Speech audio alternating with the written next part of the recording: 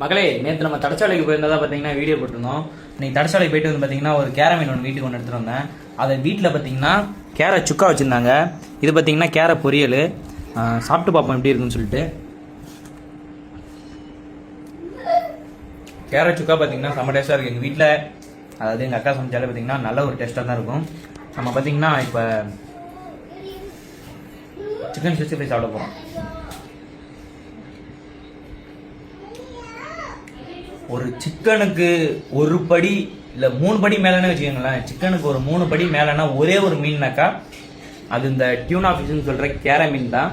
செம்ம டேஸ்ட்டாக இருக்குது. வச்சதெல்லாம் பார்த்தீங்கன்னா அப்படியே பாருங்கள், அப்படியே பார்த்தீங்கன்னா சிக்கனுக்கு ஒரு 3 மடங்கு அதிகமாக தான் இருக்கும். ஆனால் இதில் வந்துட்டு நல்ல சத்துக்கள்லாம் இருக்குது. கிடைச்சா வாங்கி சாப்பிடுங்க.